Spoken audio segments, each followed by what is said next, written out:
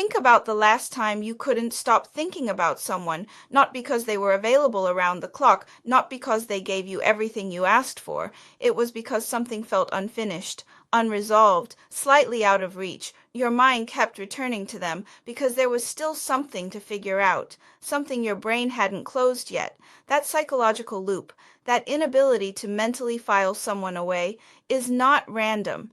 It has a structure. And once you understand that structure, you can stop leaving it to chance. Most men eliminate that loop without realizing it. They try too hard, they explain too much, they give too much access too quickly, and in doing so, they give her mind a reason to stop working because there's nothing left to resolve. In this video, I'm going to break down 9 specific psychologically grounded ways to stay in a woman's thoughts long after you've left the room. This is not about games. It's not about tricks or manipulation.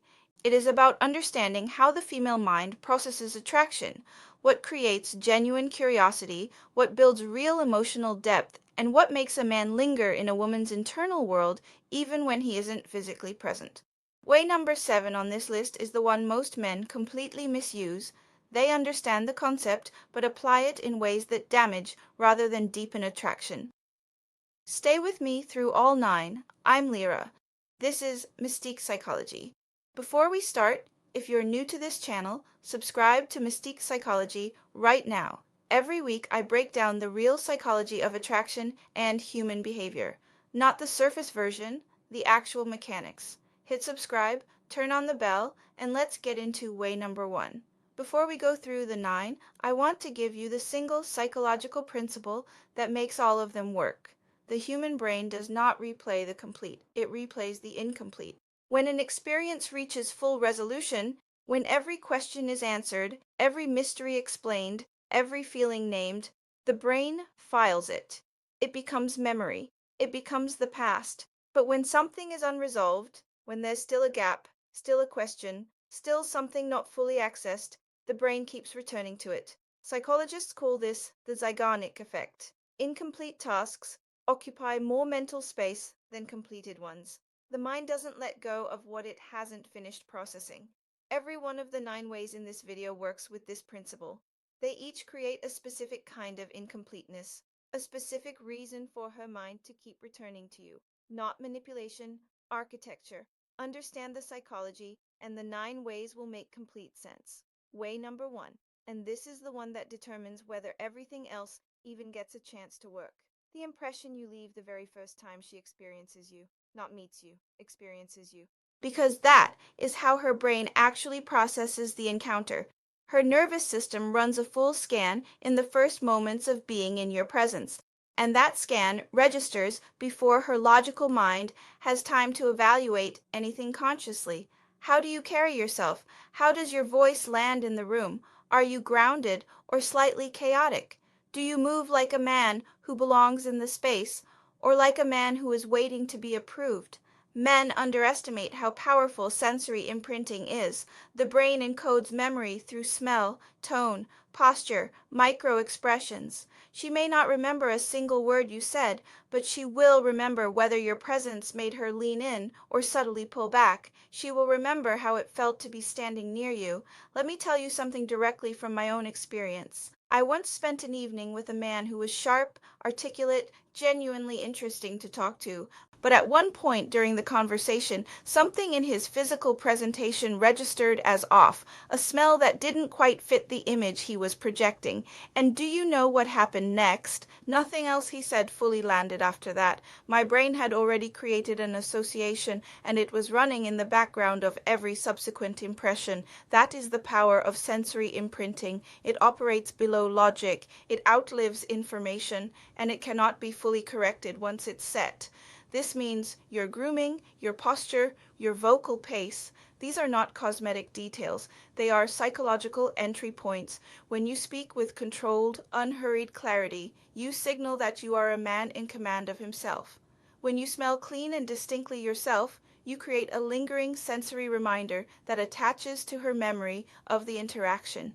When your body is open but contained, present but not anxious, you communicate something her nervous system reads as safety combined with strength. A strong first imprint makes her look back, but it only holds her attention for a moment. To keep her thinking about you when you're not there, you have to give her something unresolved to return to, and that's where most men fail next. Way number 2. Leave something unsaid. Most men sabotage themselves within the first hour of meeting a woman they're genuinely interested in. The excitement takes over. You want her to like you, so you start talking about your childhood, your ambitions, your past relationships, your 5-year plan. By the end of the evening, she knows everything. And here's what you don't realize. When there's nothing left to discover, there's nothing left to anticipate. Dopamine, the neurochemical that fuels desire, is not triggered by having. It is triggered by almost having, by anticipation, by the sense that something compelling is just barely out of reach. That's why a great trailer is sometimes more exciting than the film itself. That's why the text that almost comes through keeps you checking your phone. Anticipation creates more psychological tension than completion ever will. When you hand a woman your entire emotional resume in one conversation, you eliminate the curiosity gap. Her brain has no unfinished loop to close, no reason to replay what you said, no mental thread left to follow. But when you leave certain things unsaid, not by being evasive, not by being cold, but by being selectively generous with what you share, something interesting happens. Her mind starts filling in the blanks. She wonders what you didn't say. She replays the parts she heard, looking for what they implied. She begins to speculate. And speculation is how a person enters someone's internal dialogue. Understand this clearly. Mystery is not silence. It is not withholding as a tactic. It is controlled access. You answer fully, but not exhaustively. You share genuinely, but not in a way that empties you in one sitting. When she asks you something, and you respond with warmth and depth, but leave just enough space that she can sense there's more, you create anticipation. When she goes home and thinks, there's something about him I haven't figured out yet, that thought becomes a thread, and threads pull. The curiosity itself becomes a kind of gravitational pull that brings her back to you in her mind long after the conversation ended. One important note: selective mystery only works if there is substance behind it. If there is nothing there, no real depth, no genuine direction, no actual complexity, then withholding information just makes you vague. Curiosity must be backed by real value, because once she leans in, she needs to find something worth discovering. Way number 3. And notice I said stability, not wealth, not status, not the performance of success.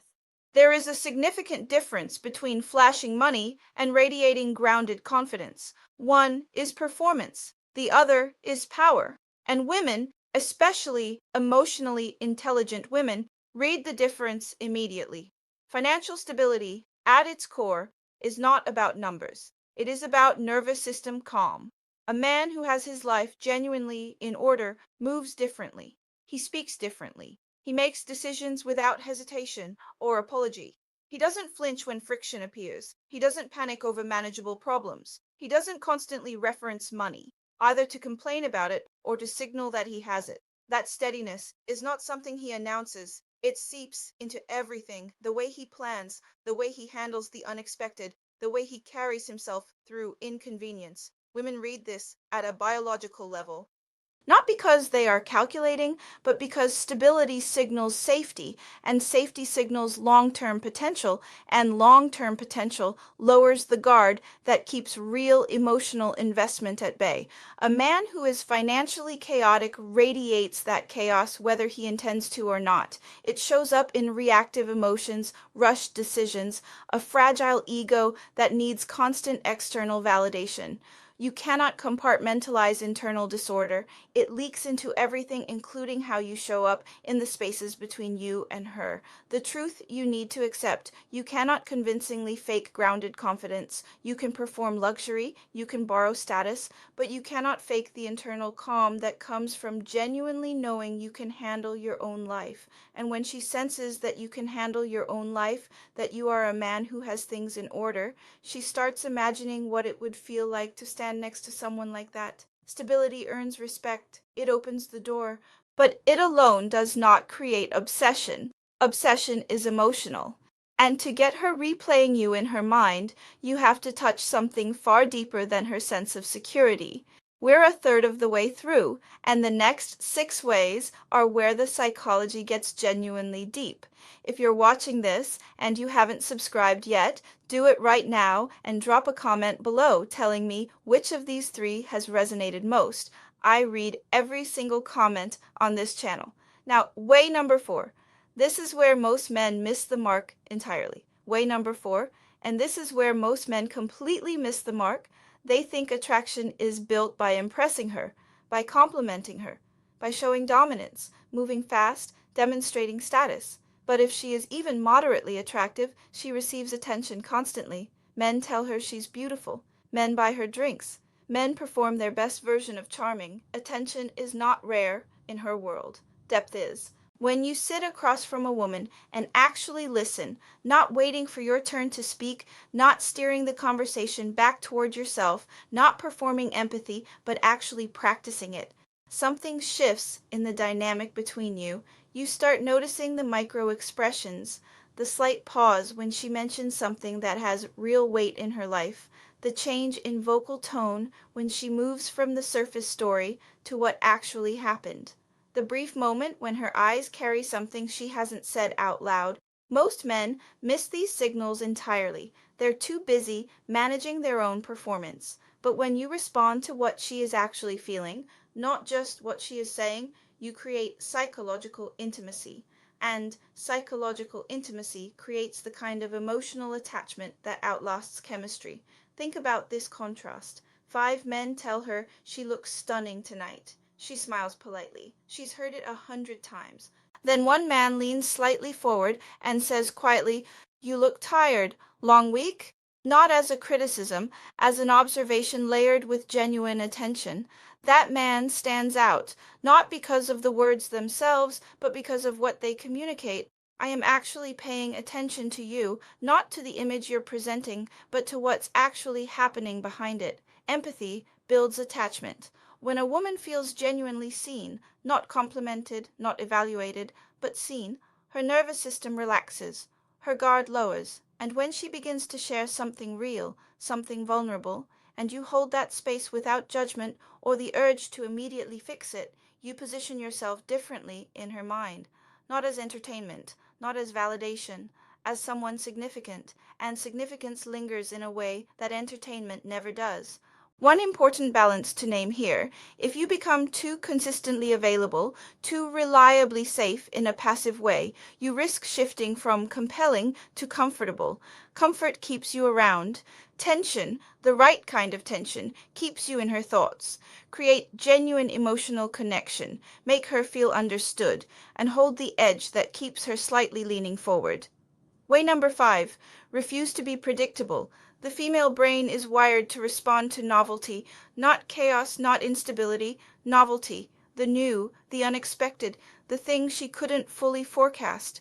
When every interaction with you follows the same script, the same time you reach out, the same type of date, the same tone, the same predictable reaction to everything she does, her nervous system settles into a kind of comfortable flatness. And comfortable flatness reduces mental replay. She doesn't think about you because she already knows what you'll do. Think about why certain creators grow explosively online. It's not purely consistent quality. It's creative unpredictability. The audience keeps returning because they don't know exactly what's coming next. That slight uncertainty, that open loop, keeps them engaged in a way that purely predictable content never does. The same principle is operating in attraction.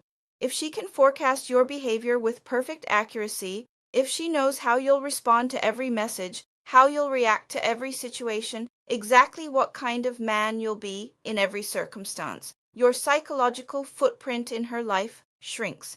You become stable background noise, and stable background noise doesn't occupy mental space. This does not mean manufacture drama. It does not mean create instability or play games. It means occasionally disrupt the expected pattern in small, genuine ways. If you usually reach out in the evenings, send a confident midday message once in a while. If you usually plan structured outings, suggest something spontaneous and specific. If she expects you to react in a particular way and you instead respond with calm composure or genuine surprise, You introduce just enough novelty to keep her slightly off balance in the most compelling way. Psychologists call this the intermittent reward pattern. When rewards are not perfectly consistent, the brain pays more attention to them. It leans in, it anticipates. And anticipation, as we've already established, is far more powerful than satisfaction. When she can fully predict you, she can mentally replace you with the idea of you. But when there is enough variation to stay genuinely curious, you remain a stimulating presence, someone whose next move she cannot fully preempt. Way number 6. Build real mystery. And let me be very precise about what this means and what it does not mean. Mystery is not coldness. It is not emotional unavailability. It is not ignoring her, being deliberately vague, or creating artificial distance to seem interesting. Those approaches don't create mystery, they create frustration, and frustration eventually becomes indifference. Real mystery is controlled transparency, it is pacing disclosure, it is the difference between giving someone a map of your entire interior in one conversation and allowing layers to unfold gradually over time. Most men overshare because they believe that if she sees everything, all their ambition, all their pain, all their depth and complexity, she'll be convinced faster. She'll understand why she should invest. But when you hand over the full blueprint of who you are too early, you remove intrigue. The mind stops working. There is nothing left to imagine. When there are gaps in what she knows about you, when she senses depth she hasn't fully accessed yet, dimensions of your life and character she hasn't explored, her mind starts filling those gaps. She speculates, she projects, she creates narratives about who you might be beyond what you've shown her. And the version of you that her imagination builds is working for you around the clock, even when you're nowhere near her. Operating on a need to know basis doesn't mean withholding, it means pacing. You engage fully, you answer genuinely, you show up with real presence, but you don't unload everything at once. You allow the layers of who you are to reveal themselves gradually in the natural rhythm of deepening connection. The less fully she can map you, the more her brain stays engaged with the process of trying, and engagement is the precondition for obsession. One crucial note: mystery only works if there is real substance behind it. A man with no genuine depth cannot create compelling mystery. He can only create confusion. Real mystery comes from having a full life, clear direction, genuine interests, and dimensions that haven't been shared yet. The mystery is a natural consequence of having a rich interior that doesn't pour itself out all at once. Way number 7. And this is the one I mentioned at the start, the one most men either misuse entirely or apply in ways that do the opposite of what they intend. Strategic absence. Most men believe that consistency means constant availability. They respond instantly to every message. They answer every call. They rearrange their schedule at the slightest signal of interest. They become fully accessible on demand.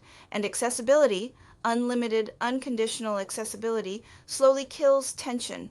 When you are always there, she never has to wonder. She never has to miss you. She never has to experience the space in which longing grows. And longing requires absence. It cannot develop in the presence of saturation. Scarcity increases perceived value, not because women are calculating, but because the human brain assigns importance to what is limited. It is how the brain processes value. Here is the critical distinction, and this is where most men misapply this principle. Strategic absence is not cruelty. It is not disappearing without explanation. It is not going cold after warmth to create anxiety. Those approaches don't create longing, they create damage. They create the kind of uncertainty that erodes trust rather than building desire. Real strategic absence is simply having a full life and living it.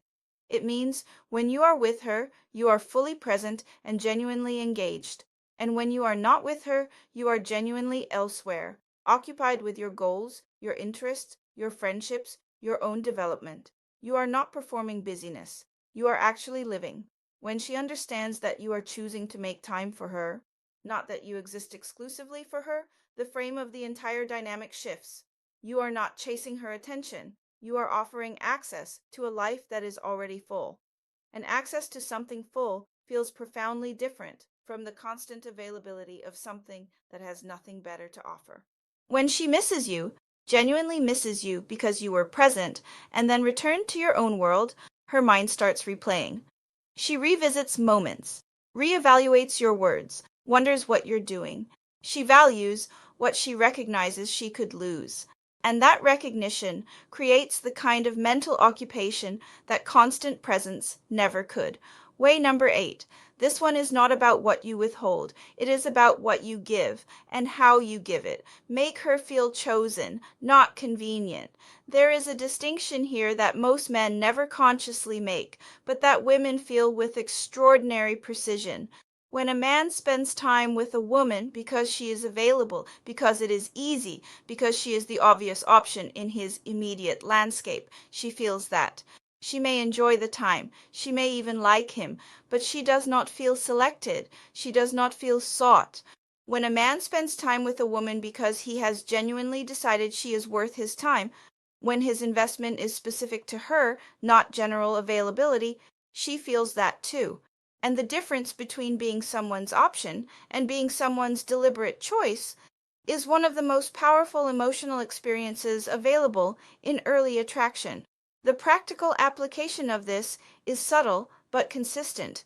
It lives in the specificity of your attention. When you remember a specific thing she said 3 conversations ago and bring it back with genuine curiosity, she feels chosen.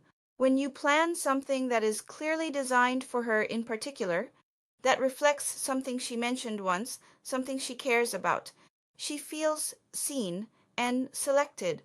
When you tell her, simply and directly, that you wanted to see her, not that you were free, not that it worked out, she feels the weight of genuine intention. Women replay moments of feeling chosen. They return to them. They describe them to their friends. They compare every subsequent interaction to that feeling. And here is the paradox. The less desperately you need her, the more deliberately your choice of her lands. When she knows you have other things you could be doing and other people who want your attention, and you are here with her because of a specific decision you made, that specificity is more compelling than any amount of flattery. Do not just show up. Show up for her specifically. That distinction is everything. Way number 9, the one I told you at the beginning, was the most psychologically sophisticated of all. Give her a version of herself she doesn't encounter everywhere. Let me explain what I mean precisely, because this goes deeper than anything else we've discussed. When most people talk about attraction, they focus entirely on the man, who he is, how he presents himself, what he communicates, and all of that matters. Everything in this video matters. But here is the layer that almost no one talks about. People are most deeply attached to the people in whose presence they become their best, most genuine, most expanded selves. We are not just attracted to who someone is, we are attracted to who we become when we are around them. When a woman is in your presence and she feels more articulate than usual, when she says things she didn't know she thought until you asked the right question, she associates that feeling of clarity and expression with you. When she feels more at ease in her own skin than she typically does, when the performance she usually maintains in social situations relaxes and something more genuine emerges, she associates that ease with you. When she laughs in a way that feels unfiltered, or says something honest she doesn't normally say, or reveals a perspective she has never quite articulated before, she connects that experience of self-discovery to your presence. This is the deepest form of psychological imprinting available, because it isn't about you making her feel good about you. It's about you creating conditions in which she feels good about herself. Give her the experience of being genuinely interesting to someone, not because you are flattering her, but because you are actually interested in her ideas, in what she observes, in the particular way she sees the world. A woman who feels more herself around you than she does anywhere else will not be able to stop thinking about you. Not because of anything you performed, because of something you created. She will seek that feeling again, because it is rare, because it is real, and because it belongs specifically to being in your presence. 9 ways. Let's bring the full picture together. A powerful first imprint that registers before her logic has time to evaluate, leaving something unsaid, so her mind has a thread to follow back to you. radiating genuine stability, not status, not performance, but internal grounded calm, creating real emotional depth by making her feel seen rather than evaluated, refusing to be predictable so that your presence remains stimulating rather than expected, building authentic mystery by pacing disclosure rather than overexposing too soon, using absence with intention, having a full life that you return to so that your presence with her is a choice rather than a default, making her feel specifically chosen, not convenient, and finally giving her a version of herself she doesn't encounter everywhere, becoming someone in whose presence she becomes more fully herself. Look at the pattern across all 9. None of them are about performance. None of them are about manufacturing an image or executing tactics. Every single one of them points to the same underlying reality. Become a man with genuine depth, genuine direction, genuine emotional intelligence, and then manage the pace and framing of how that depth is revealed. The man who is always available, fully exposed, perfectly predictable, and emotionally shallow might get temporary validation. But the man who understands tension, pacing, depth, and value, he gets remembered. He occupies mental space. He lingers. She doesn't think about the man who tried the hardest. She thinks about the man who stayed in her mind even after he left the room. If this video gave you something useful today, share it with someone who needs it. That's how Mystique psychology grows, not through algorithms, but through one honest insight reaching the right person at the right time. Subscribe if you haven't already. New content every week, and I'll see you in the next one.